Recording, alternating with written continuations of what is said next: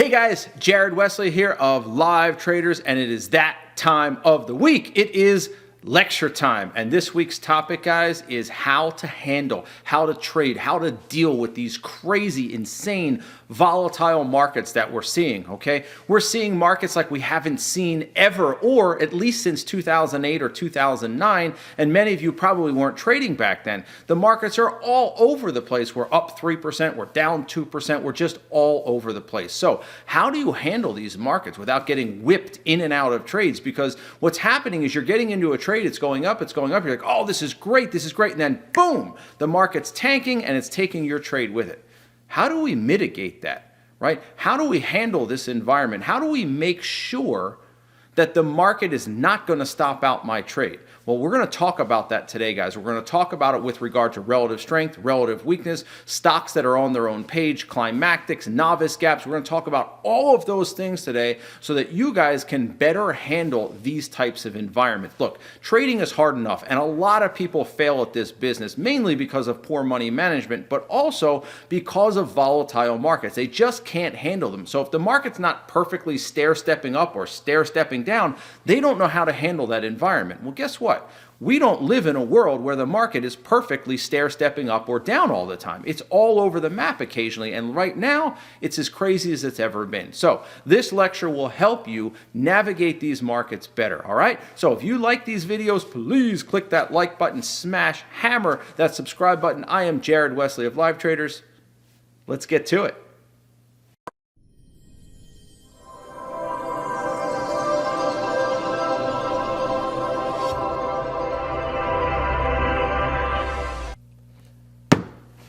This week's lecture topic is the power of relative strength.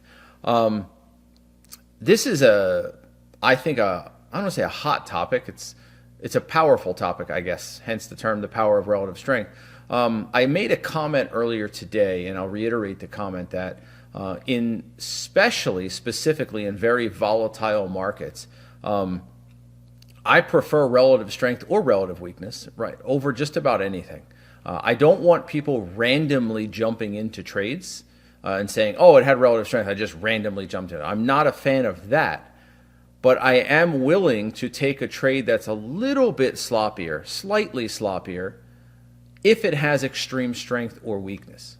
I'll repeat that. I am willing to jump into a trade that might be a little bit sloppier, not sloppy, sloppier, if it has great relative strength or great relative weakness, overlooking some of the pattern boosters, maybe a bottoming tail or certain volume or whatever it is, because of the sheer amount of strength or weakness that stock has compared to the market, all right? But that's not a license to just take anything you want.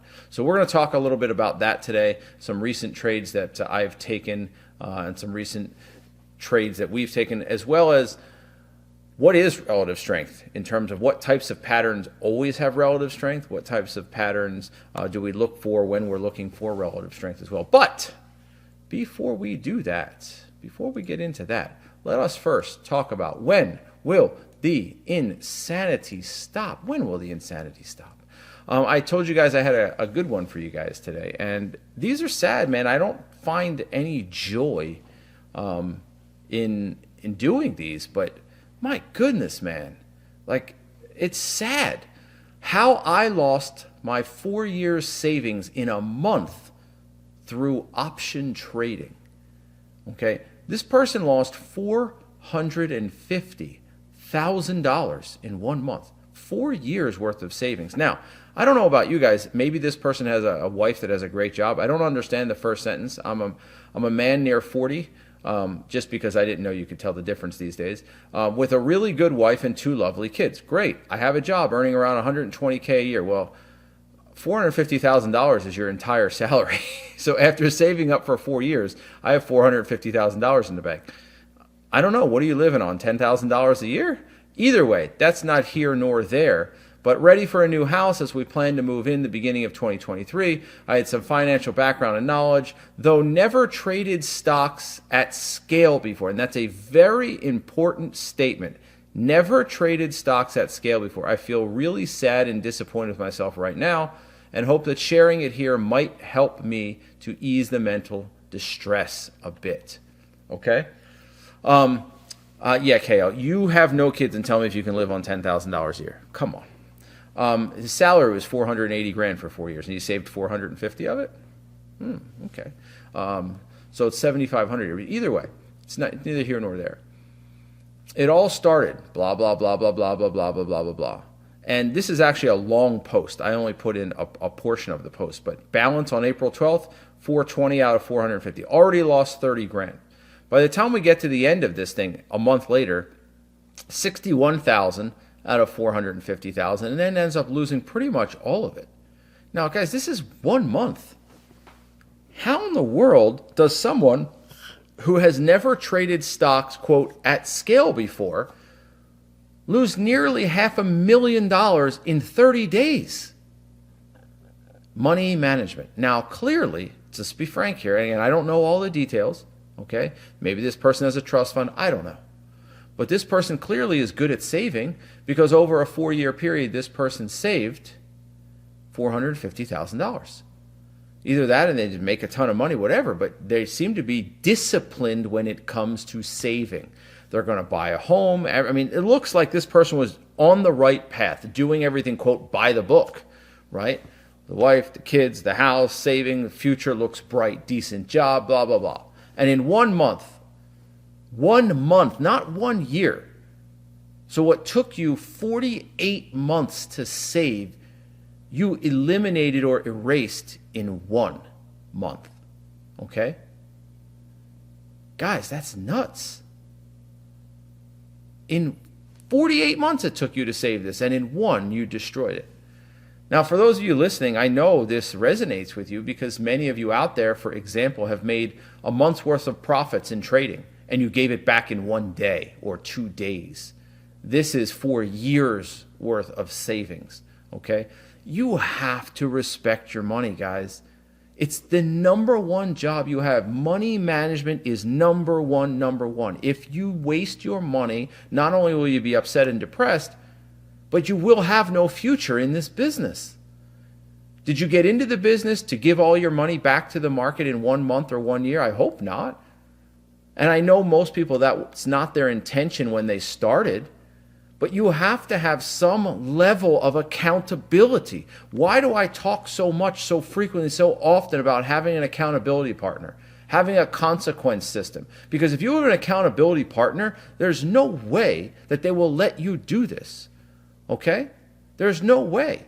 Yeah, we already talked about that, Ollie. You're about 5 minutes late to that comment. But it's okay. Maybe probably stepped away. There's no way this could ever happen if you had an accountability partner. They wouldn't allow it to happen. And the consequence systems would be so severe that you wouldn't be in the position to allow this to happen. So clearly, again, people come in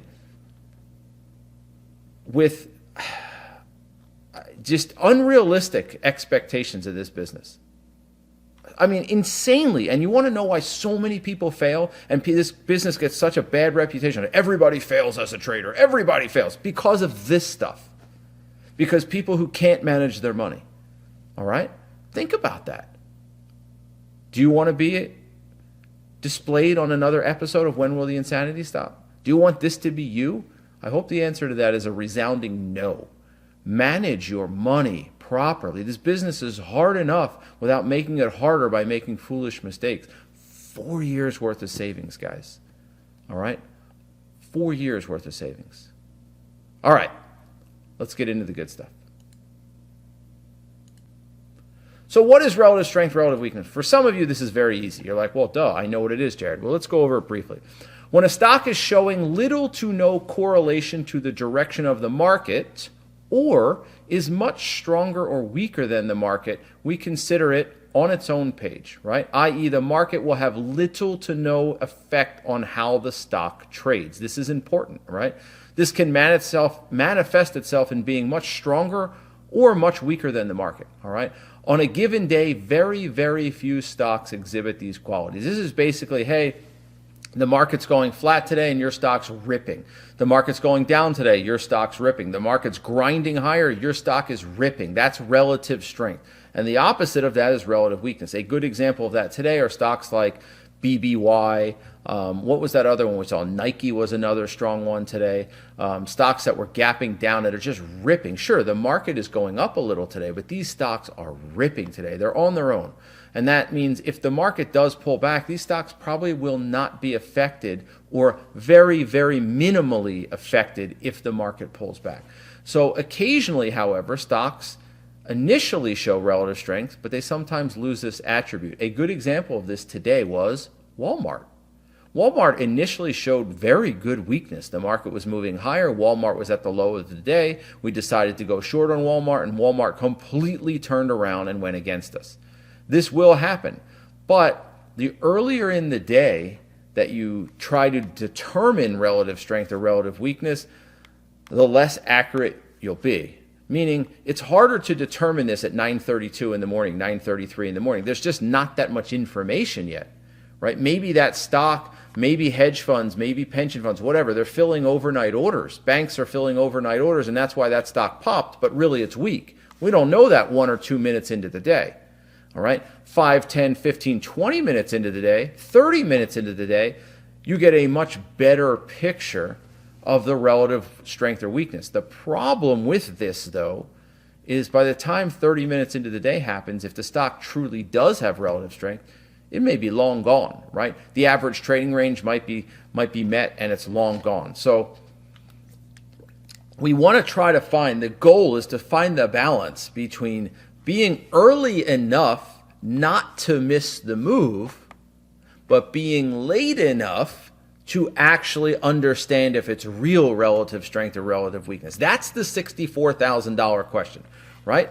Early enough to catch the move, but late enough to really, really discern whether it has true relative strength or relative weakness, okay? Why is it important, guys? It's important because it gives us much more flexibility. We don't have to be perfect. Now, in trading, you know, we always use this mantra, PPRF, perfect patterns rarely fail. This is true. The problem with perfect patterns is they don't happen that often. Like, to find a truly, truly perfect pattern is rare, right? So when we can find a stock that has genuine strength or weakness, we don't have to be perfect anymore, because it's not going to care what the market does. The market pulls back, doesn't matter. Market goes side, it doesn't matter. Market goes against it, it doesn't matter.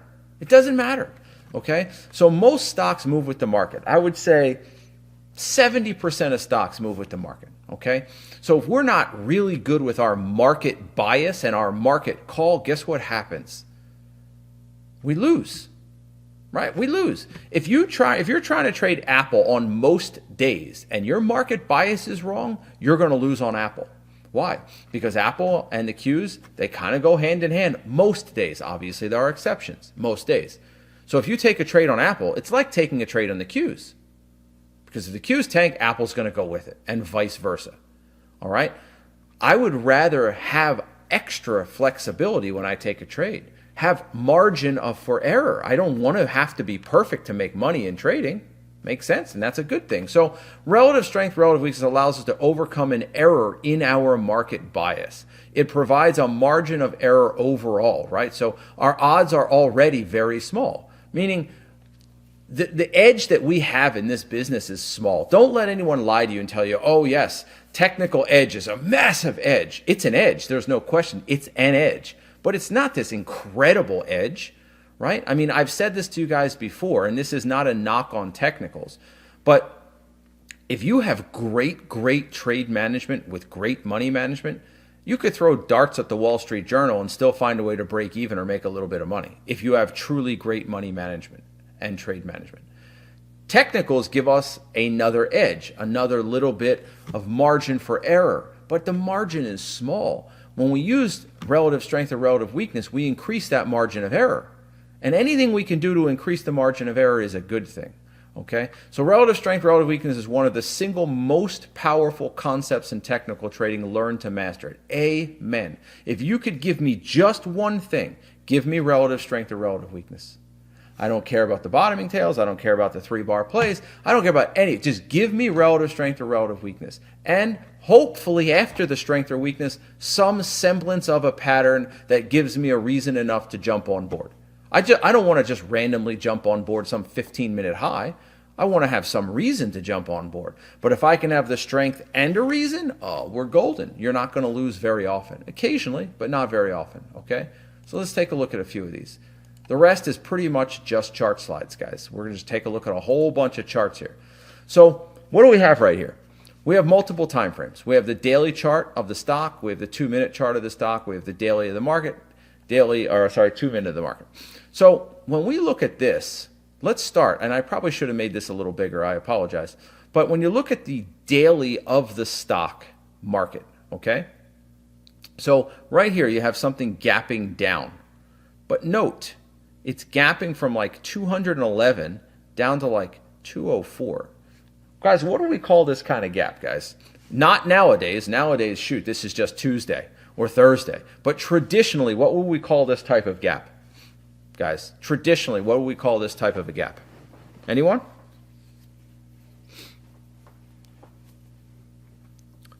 That's it. Ferrone. We call it a mega gap, right? We call it a mega gap, right? So we look at this traditionally speaking. I'm saying this several times because in this market, 1%, 2%, 3% gap down seem to be just every other day. But traditionally, if you're gapping down 2%, 3%, almost always the market's going to go in the opposite direction of the gap. Almost always, traditionally, if a market gaps down 2 or 3%, the market will go in the opposite direction. But there's one more thing here.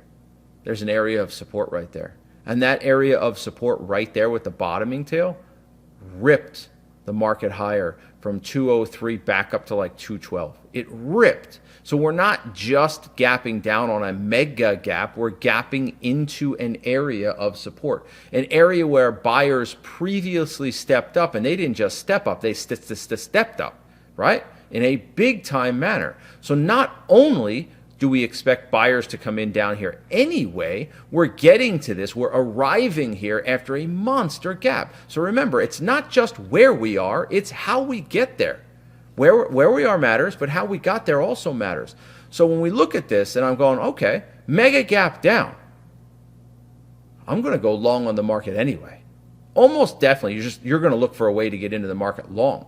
So what happens when you see a mega gap down and then you see this on the stock? You're scanning your gap list in the morning, right? Dollar gainers, dollar losers. You're scanning, you see a gap like this, and you're like, wow, when this thing gets near 1850, I'm sold.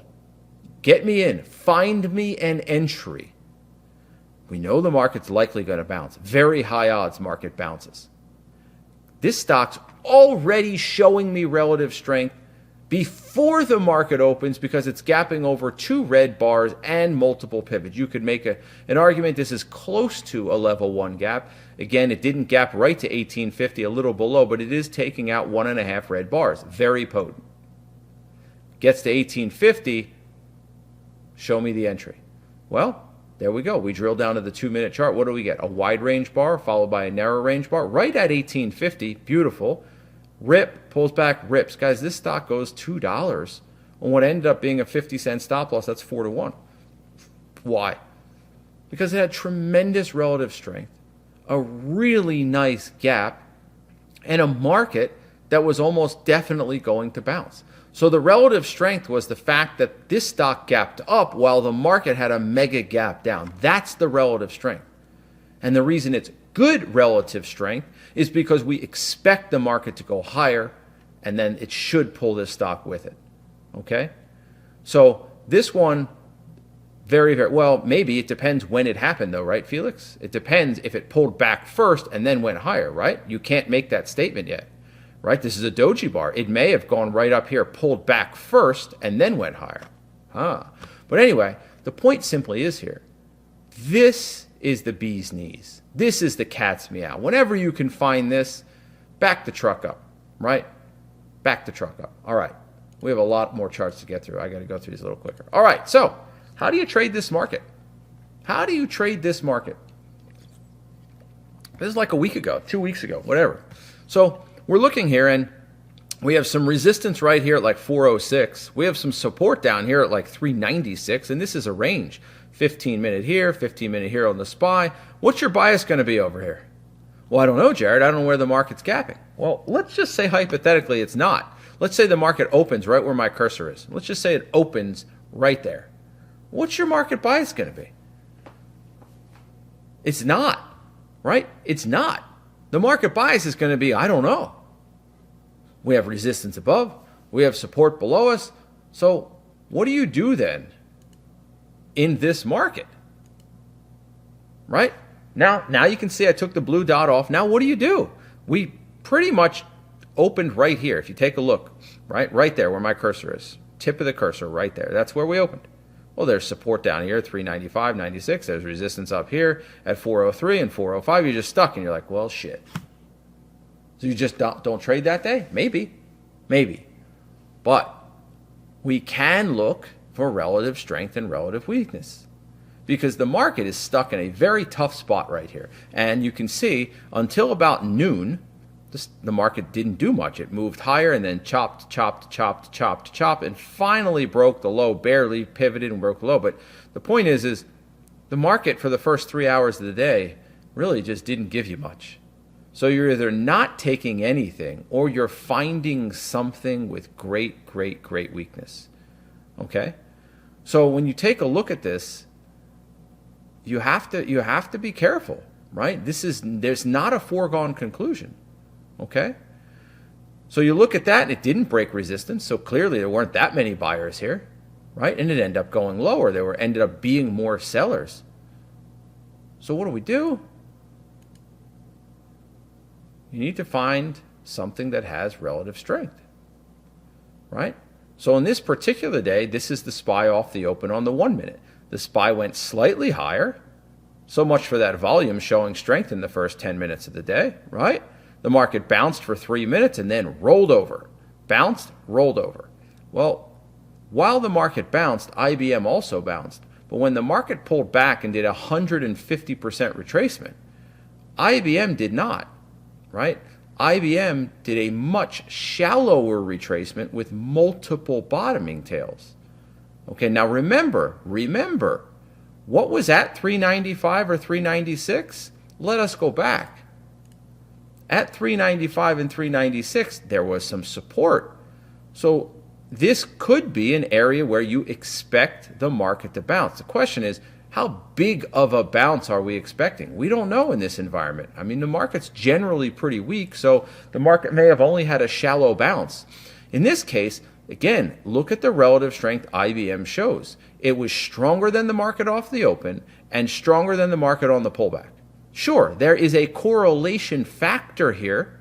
It's not completely on its own page, but it's stronger than the market, unequivocally. So this was a slightly aggressive entry here, right? The problem here, and it says over here to the left, is trying to discern true relative strength 10 minutes into the day. That's the challenge here. But the good news is we knew the market was at some support. 395, 396, we should get a shallow bounce. And when we did, IBM ripped, right? IBM ripped. So again, this one's a little tougher because 5-10 minutes in the day, you're trying to decide, does this stock have genuine relative strength? I don't know. But the market rolled over. This didn't pull back as much. It neared support and it started to bounce. Okay? So not bad. Again, I got to go through some of these a little quicker because we have quite a few to get through. All right? This is a good example of a market that gaps up, peekaboos higher. It only goes higher for 2 or 3 minutes. GM just keeps on going higher. Look at that green bar right here. That's a pretty nice size green bar, right? This is not a nice size green bar. And then what happens? 1, 2, 3, 4 bars, the SPY pulls back. GM goes sideways. So it's already stronger off the open than the market. And when the market pulls in, GM stays near the high of the day, puts in some bottoming tails and stays in a range. Well, this tells me for GM to fail, the market's going to have to tank down to 392. And that might happen. But the odds in a normal market of that happening are slim. In this market, it's a higher odds probability because we're moving, the volatility is so extreme. But the concept doesn't change, right? Because we're looking at relative strength in all markets, not just this market, in all markets, okay? So you take a look at that and you're like, wow, The market's gone red, and this is leaving bottoming tails. So the second the market puts in a little bit of green, GM just takes off and shoots the moon. I think this trade went like 7R this day, 6R or something like that on this. But this is really good relative strength. Now, do we know for sure, unequivocally, that the SPY is going to stop going lower here? No, we don't. We know it has a bottoming tail there. We know it's putting in a little bit of green, and when our entry triggers, we're 1, 2, 3, 4, 5, 6, 7 bars in. 1, 2, 3, 4, 5, 6, 7. So it triggers on this green bar right there. So the trigger is really nice for our entry. But it's worth taking a shot, because the only thing that stops this trade out is extreme weakness on the market. You guys have heard me say this before. There are really 5 market events, right? There is extreme strength. There is normal strength. There is sideways chop. There is normal weakness. And then there's extreme weakness. The only thing that stops GM out on this day is extreme weakness. So if 80%, 4 of those 5 market events happen, you're not going to stop out on GM. Those odds are good. Sure, extreme weakness could happen. It's possible. What's the only thing that's going to stop your trade out? That's a good feeling when you get into a trade. Remember yesterday I told you guys about Costco? This isn't it, but I told you Costco, guys, is going to work. It eventually went 5R because the only thing that could have stopped Costco out was massive extreme weakness yesterday because it had so much relative strength. All right? Here's one on BHC. Now, why am I bringing this one up? I'm bringing up BHC, guys, because if we go to the daily chart of BHC, on the left-hand side, BHC daily chart, guess what? This stock is on its own page. There is almost no correlation to this stock and the market. It's down 1, 2, 3, 4, 5, 6, 7, 8, 9, 10, 11, 12, 13, 14 days in a row. The most recent day is a wide range red bar on massive volume, and then you get a novice gap down. It's climactic inside of a novice gap. It's not just a novice gap, right? I mean, it's bad enough gapping from 13 to 8. That's novice. But it didn't just gap from $13 to $8. It went from 23 down to 13 first. This is like climactic plus novice. If there's any stock that's ever going to bounce in the history of the world, it's this stock. Okay, unless they say, hey, we're going bankrupt, this stock's going to bounce. Well, take a look at what the SPY did on the 1 minute. The SPY went green for 1 minute. And then for the next 30 minutes, the SPY went red, maybe 20 minutes, right? It went green for 1 bar, and then for 20 straight minutes, the SPY went red. What did BHC do? Just went higher the whole time. There's absolutely, unequivocally zero correlation between the SPY and BHE. BHE is on its own page. So if you are ever worried about a market, going, you know, I have no bias today, I have a neutral bias today, I am just not sure, find a novice gap. Find a climactic setup, because they are always on their own page. So if you want to learn how to trade a volatile market, if you want to learn how to trade a market that has no bias whatsoever, totally neutral bias, or a crazy volatile market, find novice gaps. Find climactic daily setups. They will keep you safe or immune. Doesn't mean they'll always work. You'll stop out on some, but they're almost always going to be immune to market conditions. Okay? This is a phenomenal example of not only a climactic setup, but a novice gap inside of a climactic. They don't get much better. We got in, we got our target. It was great. All right? This, oh my gosh, like, Jared, it's the same thing. Yes, I get it. But what's the difference now? This is the next day. Continuation move the next day. So this was the day we just looked at on the daily chart here on the right. We just looked at this. But now we're looking at the next day. So the next day, the stock gaps down a little bit, right? Goes higher, gives us a 3-minute 3-bar play. Now granted, it's slightly under the ideal area. The ideal area is roughly 980. This is at 975. So we're a nickel off. It's close enough to where if you wanted to chase it to 980, it's okay, because you're not chasing hugely here. You put your stop loss, I think it's 950 we use, 955. Why? It's still a novice gap that's climactic. There's a good chance you're going to get a second day runner. But I don't want to just jump in on a 1 minute high. I want this stock to prove something to me. Are you going to follow through or not? Show me something. So in this case, you get a wide range green bar on good volume off the open. It takes out this pivot, takes out this pivot, takes out this pivot, and is nearly taking out this pivot, because once you take out this pivot, there's all of this void to trade into. So it takes out that area almost entirely, gives you a resting bar, and then runs. Do not take these off your list. For somebody that traded this yesterday and it's like, yeah, I wish I would have saw that. No, it should have been on your carryover list to begin with, right?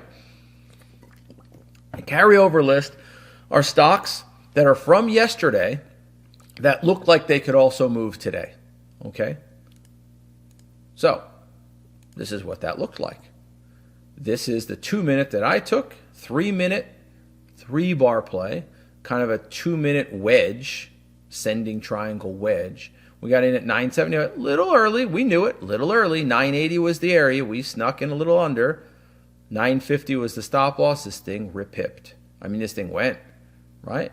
Got a pretty good winner out of it, made a couple $1,000 on it, whatever. Don't take it off your list. If it was on its own page yesterday, there's a good chance today it will be as well, because it's still dealing with this massive move lower. What do we do? How do you trade this crap? This is another example, guys. There's support and resistance here. Okay? Where's it stuck? The stock gaps up, the market gaps up because it's the SPY, and just chops and chops and chops. 2 straight days, right? It went higher here, right, off the open. So over there, that's a bullish move, but then it pulls back, stays sideways. Then the next day on May 16th, this is May 16th. My goodness. How are you going to make money in this environment? It's like, hey, I'm almost at target on the long. Oh, I'm stopping out on the long side. Hey, I'm almost at target on the short side. Oh, I'm stopping out on the short side. Hey, I'm almost at target on the long side. Oh, I'm stopping out on the short side. Hey, I'm almost at target on the short side. I'm stopping out on the short side. You get the roller coaster ride. I mean, you're up, you're down, you're up, you're down, you're up, you're down. My goodness, this is toad in a blender type stuff. Literally, the market is just playing with your heartstrings. I'm up 1.8R. I'm about to hit target. Slap. Stop out. What just happened there? I don't know. Okay. All right. I'm going to go short now then. Oh, I'm just about 1.95R. I'm 10 cents from target. Slap. The market rips higher. These days are FU annoying.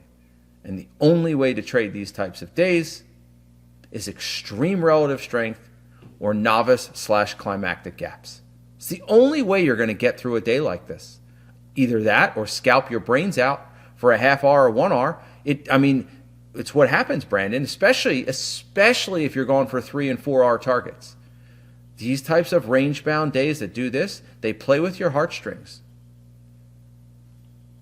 And they're frustrating because you're almost at target, then you stop out, and then it goes right back up, and you're like, you've got to be kidding me. And then it misses target and goes, you're all over the place. So you have to find sectors and stocks that don't care. Okay? We all know lately the energy sector doesn't seem to care about the market. The energy sector has been very strong, including today. Oxy, MRO, ExxonMobil, CVX, etc., and so forth. Well, here's Oxy breaking out on a daily chart, right? Look at this resistance area here. It's gapping up right to that point. It's breaking out of that area. Shows strength to the market when the market gaps down, chops around, continues, gives you a little resting period. Is it the cleanest, most amazing, 4-bar play? No. But it's nice, showing strength. You get in right here. Got a little dicey on us. It did. It kind of popped and dropped. It was very, very jiggy off the open. I remember this trade. Okay, and then it went higher, pulled back and went higher. This thing ripped. It ended up going, we had about a 50-cent stop on this thing, and it ended up going, I don't know, like $3 or something like it. You see 67.72, and it was even higher because that's the topping tail. So it went to like 68 and change, over $3. This thing went 5R. But when you're looking at a market environment like this, This sucks. This is tough. But notice the SPY on the 5, 3 bars into the day, put in a massive red bar. 4 bars into the day, a massive red bar. Okay? 2 massive red bars, 3 and 4th bar into the day. What did the 3rd and 4th bar of Oxy do? 3rd bar of Oxy was green. 4th bar was a topping tail. So the market's going straight red with wide range red bars, and Oxy's just like, here, hold my beer. Here, hold my beer. You have to find these. And again, the challenge is doing so early in the day, right? Doing so early in the day. My bad, this isn't a 5 minute, this is a 1 minute. The last one was a 5 minute, okay? Point though is that the market's choppy, going red, and Oxy 5 minutes, 10 minutes, 15 minutes into the day, it's just like, I don't care. Doesn't matter to me what the market's doing today. Discerning that 4 minutes into the day, now that's tough. That's tough. You have a really nice daily chart. You have a sector that's been very strong. And you have a pattern. This one, more aggressive because it's 4 minutes into the day. It would have been nice if this was a 5 minute chart and then we took it at 9:45, 9:50. Now, this is a different form of strength, right? And this Apple trade was not the easiest trade in the world. If we're being completely truthful and honest, this wasn't the easiest trade in the world, okay? Not because it had a bad pattern. It's because we're trying to discern strength 8 minutes into the day in a market that we're not sure yet if the market's going to tank. So if we take a look at this from a couple days ago, off the open, the SPY went sideways for the first 6 minutes, and then it pulled back, right? Pulled back. So the first 10 minutes of the day, the SPY was showing some weakness. Extreme weakness? No, but a little bit of weakness. What did Apple show for the first 10 minutes of the day? Strength. Put in a green bar, topping tail, bottoming tail. It basically held the upper range. While the SPY broke the low of the day, Apple was near the high of the day. Okay? Now again, to be clear, if the market rolled here, Apple would have failed. However, during this 10-minute period, Apple showed great strength to the market. So where it says right here, it can be easier and harder when a stock that is typically correlated to the market shows relative strength. Why? It's easier because it's obvious to see, right? That's the easy part. It's obvious to see that Apple is stronger than the market. You don't need to be a brain surgeon, you don't need to be a rocket scientist or work at SpaceX to figure that out. However, sometimes the market can still drag them down. In this case, if the market tanked, Apple would not have worked. So we still need to be careful with relative strength, relative weakness, especially on stocks that are traditionally and highly correlated to the market. This case, it worked out for us. The market went higher and Apple ripped, which is exactly what you want to see. The second the SPY goes green, Apple rips. That's exactly what you want to see. But again, the market had put in a wide range red bar, Apple would have been in trouble. All right. So this one is a little bit of a tougher type of relative strength. All right. This, what do you guys think? Tough trade or easy trade? Well, there's no such thing as a, quote, easy trade, but tough trade or an easy trade. What do you guys think on this one? There's 2 entries or 3 entries here. There's an entry here, there's an entry here, an entry here, and an entry. Wow, there's actually like 4 entries here. Take a look at the market. Take a look at the gap on the stock. What do you guys think on this one? No brainer, gotta take it. Little bit tough, really tough, pretty good play. What's your feeling on this one? What do you guys think? Not sure. One person says tough. Good looking gap up. I agree with that. It definitely is a good looking gap. Easy trade. E-Z in capitals. Tougher. Well, you're all right. Right? You're all right. I'll tell you why. The gap on this is undeniably nice, right? I mean, it's gapping over a topping tail, over a red bar, and over a pivot, right? It's gapping over a double top. So it says level 1 gap up with market gapping down equals relative strength, right? And that's true.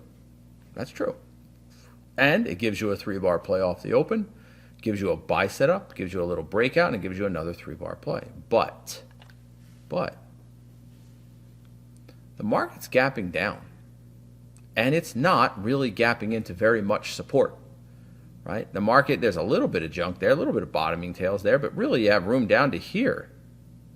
So what's to say that the market just doesn't die out and just go straight red?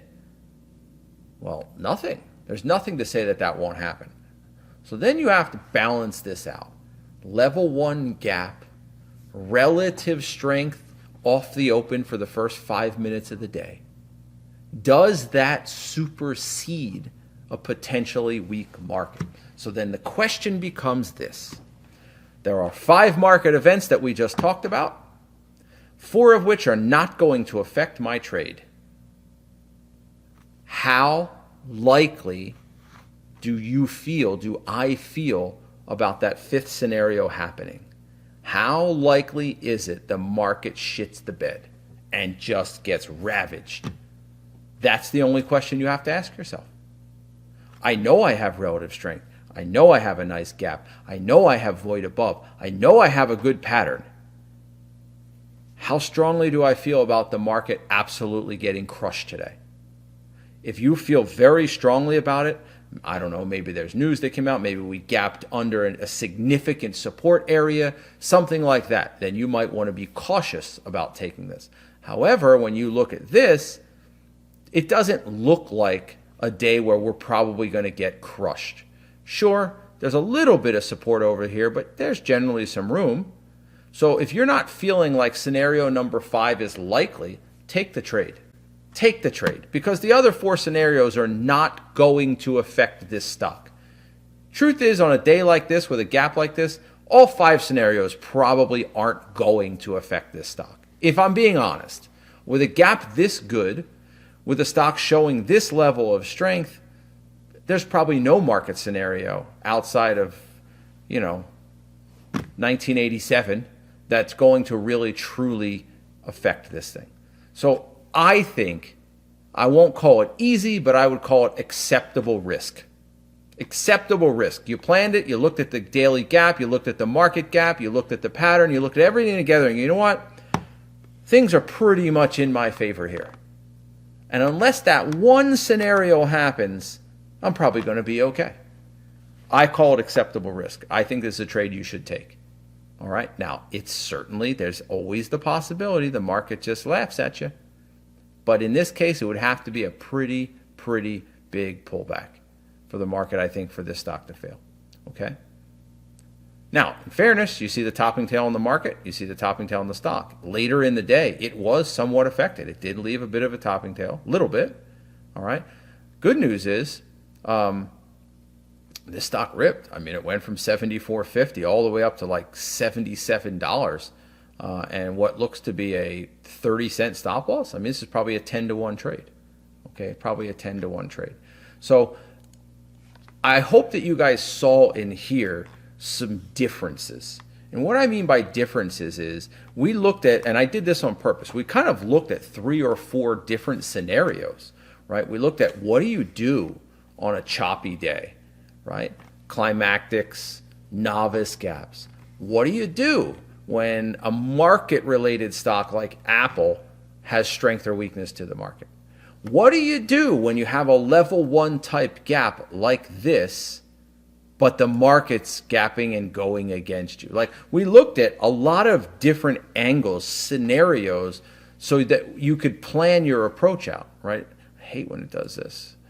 So that you could plan your approach out and be prepared for just about any type of market environment. Now, again, does that mean that every one of your trades will work? No. There are times when a stock looks really good for 30 minutes, and then all of a sudden doesn't. A good example was yesterday with Facebook. There was a period of time where Facebook, every little green bar in the queues, Facebook ripped. And then all of a sudden the market started going green and Facebook didn't rip. It went a little bit higher, but it didn't rip. And all of a sudden we're stuck in a trade that appeared to have great strength, but ultimately didn't have great strength. That will happen to you as well. And there's nothing you can do about it, because at the time in which you made the decision, you were right. And then the stock got a little bit weaker. So, what's your consequence? Should have changed that title. Relative strength, relative weakness, climactics. right? And stocks that are otherwise, quote, on their own page makes your trading a lot easier. This isn't to say they will all work, but your odds of success will increase because they don't need the market to move. Guys, the vast majority of stocks move with the market. 70, 75, 80% of the stocks move with the market. All right, we see that every single day in the market, especially during crazy volatile times. So in times of extreme volatility, which is now, it's very easy to get whipped out of a good trade because the market can and does turn on a dime. You could literally take a good trade. Go, wow, it's a good trade. I lined the market up with everything looks good. And then, whoop, CPI comes out. Powell speaks. Whatever the case is, okay? Market just tanks. Market rips higher, whatever. When it does, your trade's likely going to go with it, unless you are in something that has extreme strength or weakness, and it's on its own page. So the challenge is finding them. Not all great gaps end up having relative strength or relative weakness. We see this a lot. We see level 2 gaps, sometimes level 1 gaps, gap up, look great, and they just tank off the open for no good reason. It happens. This is why you need that 5, 10, 15 minutes to discern what the stock is doing. It often takes 5 or 10 minutes into the trading day to start seeing these types of charts. Pay attention to them. They're powerful. Don't take it for granted because it is powerful. But it's like finding a needle in a haystack. They are hard to find. Okay? If they're not on your immediate list and your backup list and your continuation list, finding them is tough. You got to go start scanning through your dollar gainers, dollar losers, percentage gainers, percentage losers, your daily scanning list. You got to start looking for them. Okay? Sometimes you can get an inkling or an idea of this in the pre-market by looking at certain sectors.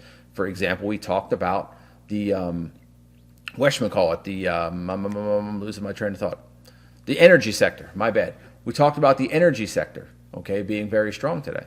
Well, it ended up having relative strength to the market, and the market went a little higher today, okay? There is sector rotation. Some sectors are stronger when the market's weak, and some sectors are weaker when the market's strong, et cetera, and so forth. Now, I'm not a big sector rotation person, but I do know people that they trade different sectors. But it's not necessarily about sectors. It's about finding out which stocks are showing strength and weakness to the market. All right. Does the sector the stock in matter? It does matter to some extent, right? For example, one of the things that's a pet peeve of mine that I see people do that doesn't make any sense to me is they'll choose a stock that every other stock in that sector is strong, and this is the weakest stock in the sector. And they'll go, Jared, can I go long on this? It's like, wait a second. It's the weakest of every stock in that entire sector, and you want to pick the weakest stock to go long on. Why? Why do you want to do that? It's like when we talked about BAC being below the trend line today in a clear downtrend, and you want to go long.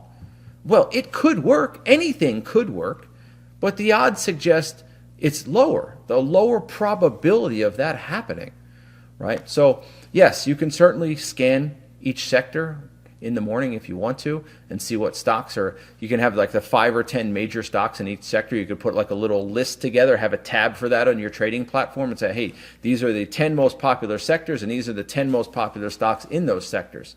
And that will help you, see compared to the market, what is stronger or weaker that particular day.